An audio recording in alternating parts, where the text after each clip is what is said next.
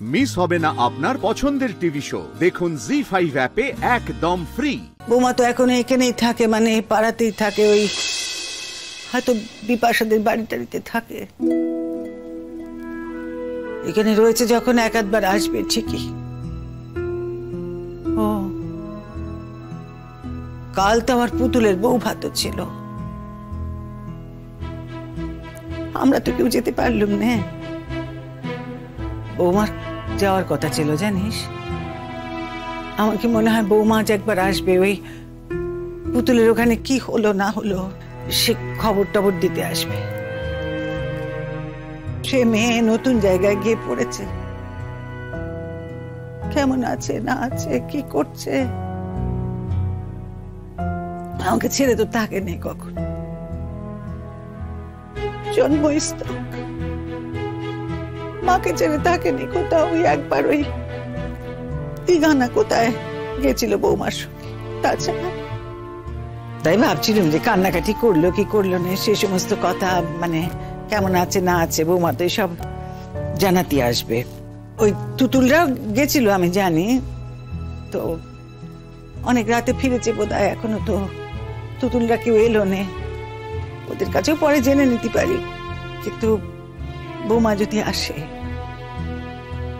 তাইলে তাকে একবার বললে হয় না? কি বলবো? সে যদি তোমার সঙ্গে থাকতে রাজি হয়।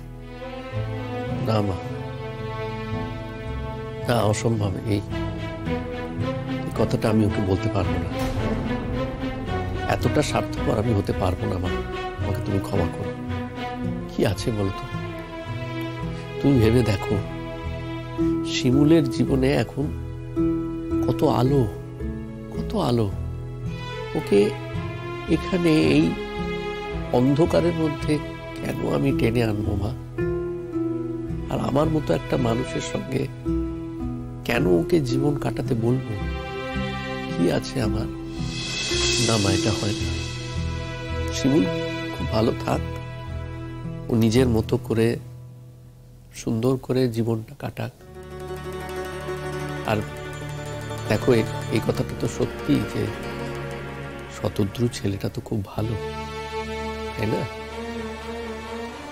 শিমুলকে খুব ভালোবাসে। শতদূর তার কথা তো আজকাল আর শুনছি না। মানে মাঝখানে সে কিছুদিন যাতায়াত করেছিল বটে, কিন্তু দেখো, এই যে শিমুল আমার সঙ্গে এখনো যোগাযোগ রেখে চলেছে। আমাদের যে ডিভোর্স হয়ে গেছে তারপরেও ও আমার সঙ্গে একইভাবে যোগাযোগ রাখছে। এটা তো শতদ্রুর পছন্দ নাও হতে পারে, এবং না হলে কিছু বলার নেই, সেটা স্বাভাবিক।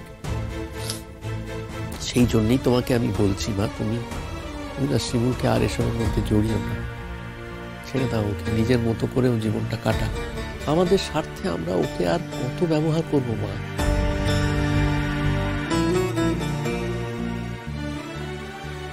মা, জি5 ডাউনলোড করুন আর সব এপিসোড দেখুন একদম ফ্রি।